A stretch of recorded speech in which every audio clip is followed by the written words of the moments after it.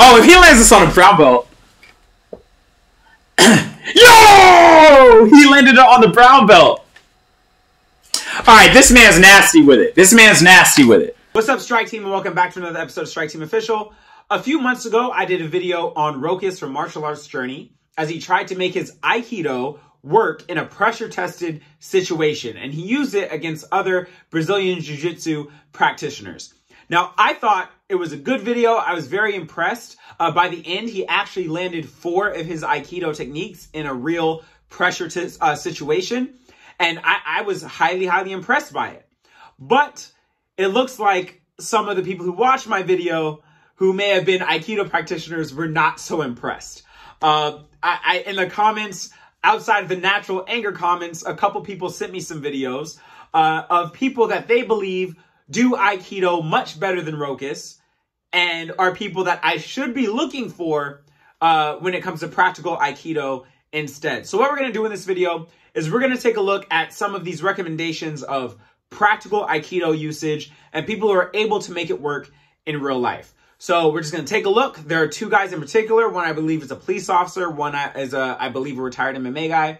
And we're just going to take a look at it and see what we think. All right, let's see it. All right, so here we are. Let's take a look. This channel, please like, subscribe, and share.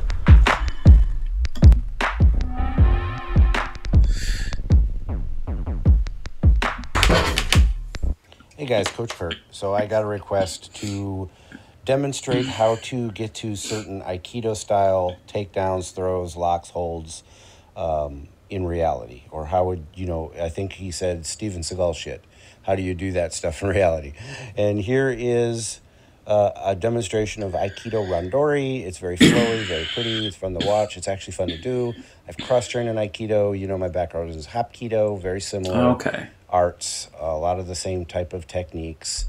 Okay, so we're looking at a Hapkido guy here, which is going to be a bit different. But, yeah, I do know they have a lot of similar things. What you're looking at here, the Randori, this is my general issue with the art. My personal issue with training it is this whole catching, flowing techniques out of the air. I train Aikido Karate as my primary karate style, which has a lot of grabs of the actual arm, like the thick part of the arm. And that's hard enough as it is. So it just seems very unrealistic to me to catch, these flowing arms out of the air. That's always been my issue with Aikido. And one of the things that I was happy with Rokas in his video is doing it from a different range where it can actually work. So we'll see what this guy does here. Hapkido, of course, much more aggressive and a lot more striking, or in Japanese, they would say atemiwaza, but that's neither here or there. But maybe that's why I was quicker to pick up on how you would make it work, because when I got into martial art, when I got into law enforcement 26 years ago, I discovered early on that Aikido was very effective, but it also failed me on many occasions because how you train it and how you do it in reality are very different. Pause, catch that. How you train it and how you do it in reality are very different. Okay. I found out that it's very difficult to just snatch somebody's hands up, Aikido style, and it can be done. Here's me doing it. The guy had a metal vape in his hand. It was a DUI stop. He refused to put it away, and he was a big chunk of metal in his hand. I didn't want him to have it. And granted, he's a drunk regular Joe. He's not a trained grappler or an MMA fighter, but I timed it right, and I was able to just snatch him. I've done this, I don't know how many times, some variations of this type of stuff on a regular basis. He pulled it away. I said, hey, man, you got to put it away. He said no. He blew the smoke in my face. You might be able to see it. Poor video, I apologize. But I waited for him to put it back up to his mouth, which put his elbow in the perfect bent elbow position. Again, timing, being aware of how to enter the technique. And then I just did it. I was able to take his kazushi, off-balance him, using a little bit of a tenkan turning motion, and then put him across the hood of the vehicle. That's it. I respect that. I respect that. Okay, every martial art does not have to be combat sports. I've talked about this many times on this channel, is that everything does not have to be in the combat sport context. And a matter of fact, for most people, a lot of it shouldn't be. Aikido, from the standpoint of a police officer or a security guard, this is a phenomenal use of the martial art. This is very valid if you know that's what you're in there learning. I like this a lot. And again, this is one of those situations, I've said this in a past video. Actually, did I say this? I don't know. I've said it. I know I've said this in private conversation, that I can't imagine some situations where girls could use Aikido, because it'd be in situations like this where the person doesn't see it coming because they're not threatened, and they're just able to catch that wrist and do a technique. This guy, I don't want to say he didn't feel threatened. He's sitting there across from a police officer. You know, maybe he felt some kind of way, but he was able to do it. That's amazing. I am impressed. I am. That is a good start to the video. Simple, but practicing it in the gym and doing it in reality can be very different. So how would you do this kind of stuff on a regular basis? It can be done, and it comes in handy on several occasions. Like, here's me demonstrating how I've used the Sankyo against rear naked choke defense when I do my Brazilian Jiu-Jitsu classes. Here's how I usually teach the Sankyo, or a lot of the techniques I teach from that come-along, where you're on the outside of the arm. Basically, it's a Russian 2-on-1 or a modified Russian 2-on-1, and that's how I teach it. You have to boil it down to a simple way of teaching. You can't get too complicated from the start when you're teaching these techniques. But then you have to ask, how do I get to that position? And before I answer it, you'll see me doing it again. I'm spinning him. I'm going to the outside of the arm, and basically a 2-on-1, and using that Sankyo technique. Again, everything is not combat sports. As you can see, it's two police officers holding a guy down. You want to stop a guy, causing the least amount of injury as possible. This is a phenomenal way to do it. And I will say, back when I worked for a self-defense company where we worked with police officers or security and whatnot, using wrist locks was something that they went over. So I see the validity here. This is a situation that is nothing like combat sports, where using some kind of martial knowledge can be effective.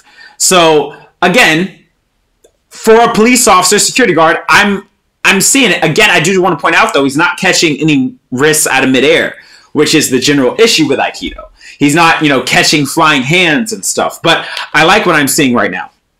But here I am using wrestling. Wrestling is the key, guys. Wrestling, and I'm not talking Division I wrestling or, freestyle or folk that you might have learned in high school or college. I'm talking about wrestling for MMA. Why do I mean wrestling for MMA? Because wrestling for MMA is very different from your regular freestyle wrestling or, that type of wrestling, because you have to deal with strikes. And to get into close range, I'm talking the clinch range or dirty boxing range, is the key to making your Hapkido, Aikido, Taiho Jitsu work. That's exactly what Rokas was figuring out. Rokas started working and tried to apply his Aikido in a Brazilian Jiu-Jitsu setting. He was able to do it at the end. And, what I was saying at the end of my last video is that mixing it in with a sports combat mindset or training method that is pressure tested is very likely the key to making Aikido work. And again, putting you into a range where you're already holding each other, where the wrist isn't flying, but stable somewhere, gives you the ability to grab and actually apply these locks. And this is a position or an area where I can actually see some of these Aikido techniques working. This is what I like what I'm seeing. Don't be stuck trying to make your Hapkido always be your go-to. I do Brazilian Jiu-Jitsu. I've got a background in Kaiju Kembo. Hey, he has a background in Kaiju Kembo. I had to pause it right there for those who don't know Kaiju Kembo. Well, an offshoot of Kaiju Kembo was my first martial art ever, which is called One Hop Kundo. But it's an offshoot. It's practically the same thing. We have a similar martial art history. That's cool. And guys, training it with your fellow students in a drilling situation and then trying to pull it off in a live roll, as we call it in jiu-jitsu. I have used stuff like this in live rolls, but it's hard to catch against trained grapplers. So he's about to talk about, I'm assuming how it's hard to do it against trained people and why or whatever. But before he gets into that, I want to point out, it hit me, he listed all these other martial arts that he does. And one thing that I remember in the comment section is everyone, I was informed that the founder of Aikido, pretty much all of his students were already masters in a martial art, primarily another grappling system, before they ever started in Aikido, and he was primarily teaching other high-level martial artists, which means you could almost look at it like Aikido was a secondary martial art to a lot of these people. Now, it may have became their primary later, but when they started Aikido, it wasn't their primary. Now, I was told this by multiple people. I haven't fact-checked it yet because it's just not popping in my head. But if that is true, it would lead to what I learned from Rokas and what this guy is doing, that you need a foundation in other grappling arts for Aikido to start really coming together. Which, again, makes sense to what the proof of Aikido that I've seen in my personal life was a black belt in Brazilian Jiu-Jitsu. So it makes sense. Stuff like this tends to work much better on the regular Joe. And don't think it won't work, because I've used this kind of stuff in reality. It will work. But don't be discouraged when you're training it and training it and training it in a controlled setting, and then try to use it in a live role against a resistant opponent, basically trying to pressure test this stuff, that it's going to be much more difficult to pull off because, again, they're trained grapplers. That doesn't mean it can't be done. And there's modifications. Like a lot of the stuff that I learned in traditional Hapkido back in the day, I just junked. I threw it away because I found it very difficult to use a lot of the traditional Hapkido other than just drilling it. Again, here we're doing clinch. That was an ankle pick, so that's not necessarily a Hapkido thing, but it's still kazushi. It's off balancing. And I threw them in here because I want you to see how important it is. We are doing some drilling with the pummeling. 1, 2, 3, and there, boop, Kodagaish, outside wrist throw. All from, and we'll see, I think we do it again here. I go to the outside. It's a shoulder shrug off the hand, and let's go to a wrist lock. Here it is. What he just said is really interesting right there. There's a lot to unpack. One is that he said using Aikido when you're rolling is going to be a lot more difficult against a trained opponent. And I can definitely see and understand that. A trained person is going to be able to see when you're going for, a small wrist technique and probably avoid it. And it's probably a lot easier to avoid than some other jiu-jitsu techniques. However, again, from his perspective, he's not looking at it from a combat sport perspective. He's looking at it from a security perspective, from dealing with drunk people, because that's what security and police officers do, dealing with someone who, may be loud and rowdy, but not physically ready to fight you like that. And a lot of the people he's approaching aren't trained. And when you're looking at it from that perspective, I can understand how maybe an Aikido technique might be very valuable, especially something that small wrist manipulation that'll give you control of someone's whole body if you're not trying to, take them to the ground in the way a jiu-jitsu guy would necessarily. Okay, say you want to keep them standing up because you want to put them against a wall or onto a car or something like that. And I can understand how some of these things, while being difficult against, say, a purple belt in jiu-jitsu, would not be very difficult against someone who isn't trained and isn't expecting you to do it. Simultaneously, he also said he was willing to junk some things. And after trying to pressure test, he found out what really wouldn't work. I'm saying like things that he thought not just were difficult, but maybe next to impossible. And he totally straight junked them out of Hapkido.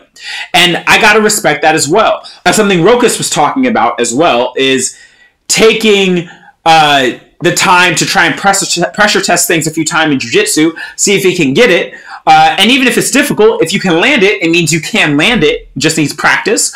But finding out what's total BS so you can throw the things that are total BS out and focus on the things that do work. Because even if they are difficult, if you can find a way to make it work in a situation like his where you're a security guard or a police officer, it might be a lot easier because the person you're approaching doesn't know that's what you're about to do. He curls in, and You see Steven Seagal do the Arimi Nage much more violently than what I'm doing. This is basically the same technique, but much softer on your opponent. Again, he curls in.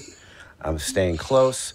I'm riding straight up the center line, and I'm blocking the back, and I'm taking him down. Again, I call that... I can see this working as well. This follows very basic throwing principles. Again, though, as I'm going to consistently actually be pointing out, is how close he is to this man. And how it does, like, Aikido seems to work when you're not doing it from these fly throw positions. It seems to work. And it is just interesting because this was the actual point of my last video. What I was trying to tell people is that Aikido could maybe work from a different position, from, you know, a grappling range, a jiu-jitsu range, a wrestling range. This is what I'm saying. Now, I do like the fact that he's looking at it from like a law enforcement perspective. I think this is probably where Aikido will shine the most. Okay, so now we're going to look at some videos by this guy named Dan the Wolfman. I looked him up a little bit. He seems to be a retired MMA fighter. He has some legitimate fights. And apparently he goes over Aikido stuff on YouTube. I've never really looked at this guy, or I don't know much about him, but he was in the comment sections as someone who does Aikido correctly.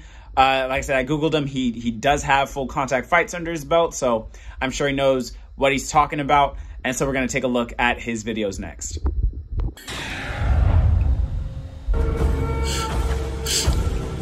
So apparently you as a bouncer as well.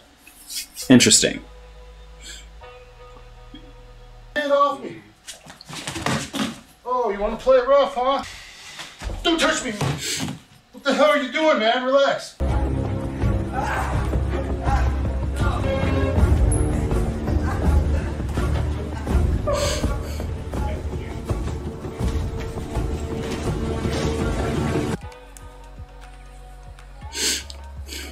Okay.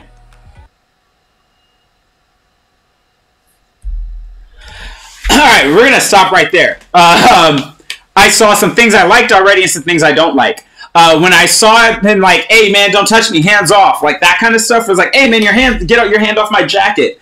That kind of thing. We've already been, at this point, if you don't understand that, I believe that works. I don't think I've ever doubted that part. My issue with Aikido has been what you just saw with the knife. The guy stabbed him with a knife at him and he grabbed it and like knocked the knife out his hand. But guys, that wasn't full speed. He was going at like maybe 30% speed of what an actual thrust might look like. So maybe 40. So that's where I'd question what I just saw. But we'll continue for a little bit. Sound disappeared.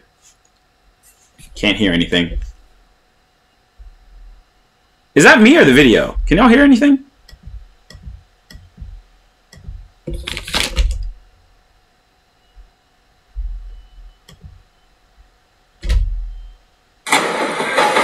Oh, there we go. Sound's back. Okay. Oh, that was nice. That was nice. I like that. That was cool.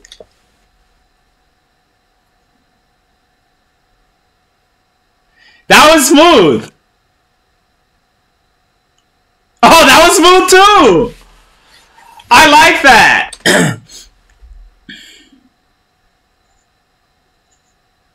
I like that.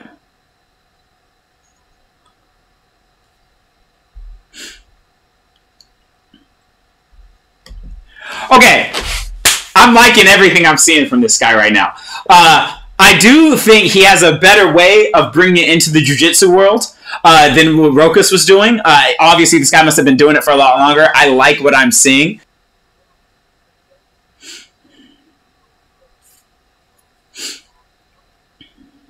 Oh, if he lands this on a brown belt. Yo! He landed it on the brown belt.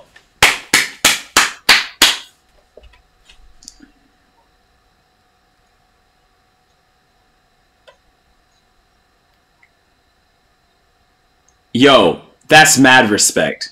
Mad respect.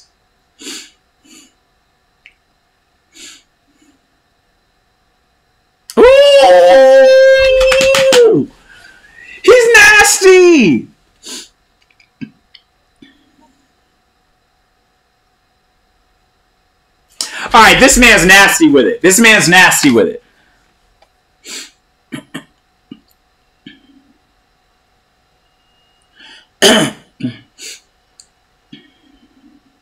Oh.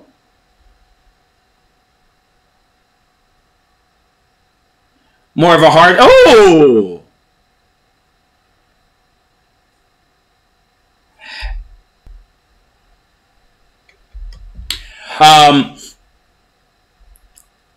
Let's go to this one real quick.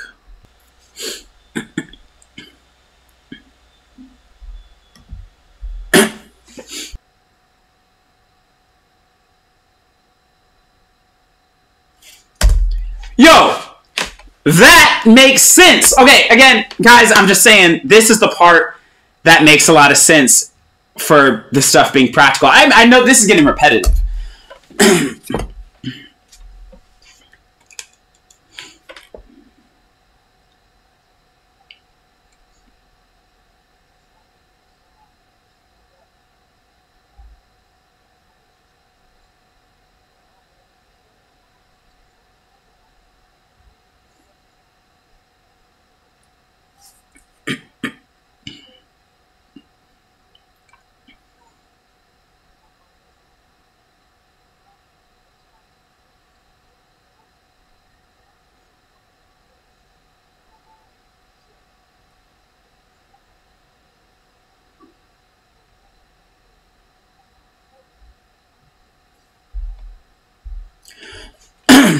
That makes sense.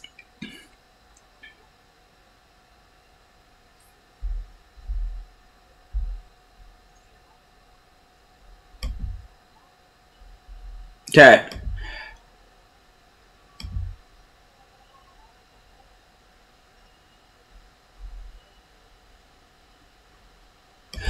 Okay. This video is great. Okay. The Wolfman videos are great. I'm not gonna go too deep into watching much more because for the sake of the video, everything I needed has been... He's shown everything that's necessary. Yes, Aikido can work. I don't think I ever... If you watch my whole video, I'll say it again. I didn't say Aikido couldn't work last time. My issue was always the way in which it's trained. One thing you'll notice with Dan when he was teaching these techniques in this video here, the guy was pointing his finger in his face. Not throwing a punch, but pointing his finger. That is different, much easier to grab, and also realistic. There are ways where it is realistic in which you can grab someone's wrist. If you do that, Aikido techniques can work. I've had wrist locks done on me from my Shorin instructor's 8th degree black belt in karate. His instructor, Sensei Mathei. He likes wrist locks a lot, and I felt a few from him when he came by and taught, and I know they can work. That's never been my issue. One of my personal Weichi instructors is, I believe, a 2nd or 3rd Dan in Aikido as well. It's not that I think the principles around the wrist locks and the principles around the takedowns can't work at all. My issue has always been the training method. So what I will say again here, after watching what I just watched, is that if everyone trained like Dan the Wolfman, Aikido wouldn't get the flack it gets. And that what I saw, the way he's training, the way he's applying, the way he's drilling, is exactly what I think Aikido needs.